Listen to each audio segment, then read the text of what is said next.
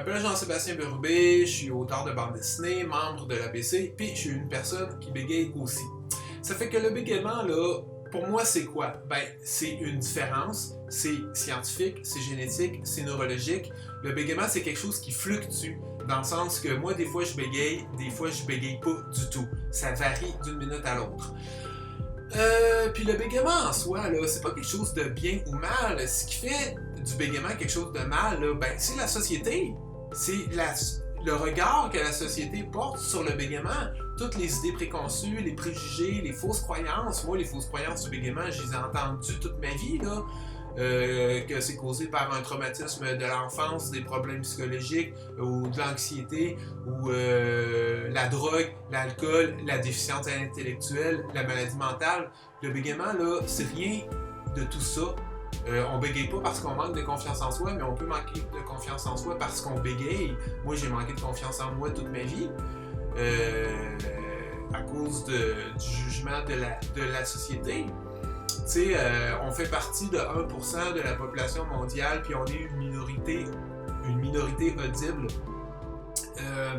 Moi puis d'autres membres de l'ABC, ben on a été victimes de discrimination, là. On a été refusés pour des emplois parce qu'on bégaye.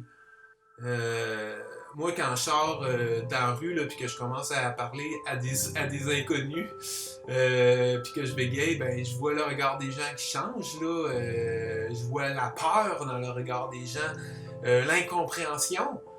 Fait que je suis tout le temps en train de dire à tout le monde que je bégaye parce que pour éviter ces situations-là qui sont très, très malaisantes, très, très, très stressantes, tu sais. Après, si les gens sont fâchés après moi parce que je bégaye, ben là, ça, c'est pas mon problème, là. Mais, tu sais,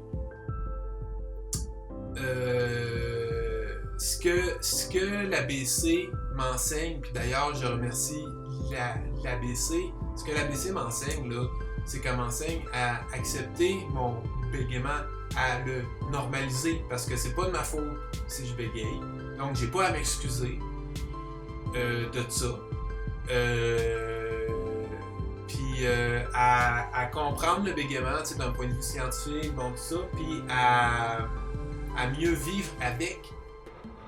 T'sais, parce que quand on n'accepte pas quelque chose qu'on peut pas changer, on est malheureux. Puis moi, j'ai été malheureux la majorité de ma vie.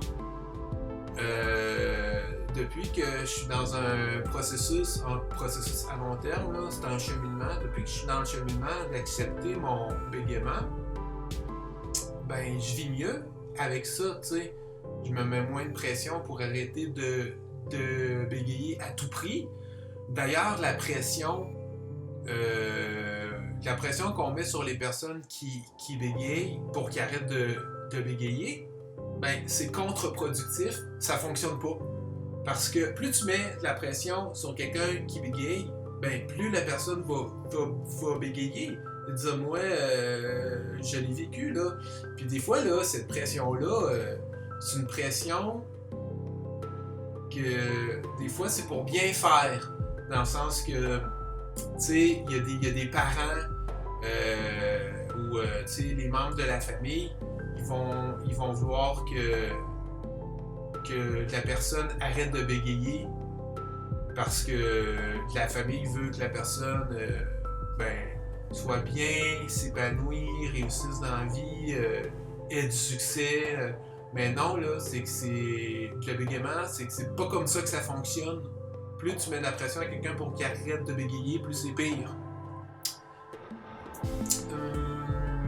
Donc c'est ça, moi, dans le fond, depuis que je l'accepte plus, ben, je vis beaucoup mieux avec ça, tu sais, lâcher prise. Puis, tu sais, le fait est que dans la société, on a beaucoup d'éducation et de sensibilisation à faire pour que les gens comprennent justement c'est quoi le bégaiement, pour qu'il y ait moins de discrimination, moins de gens qui se font refuser pour des emplois à cause de ça, tu sais. Fait que voilà, c'est ce que j'avais à dire sur le bégaiement. Merci beaucoup.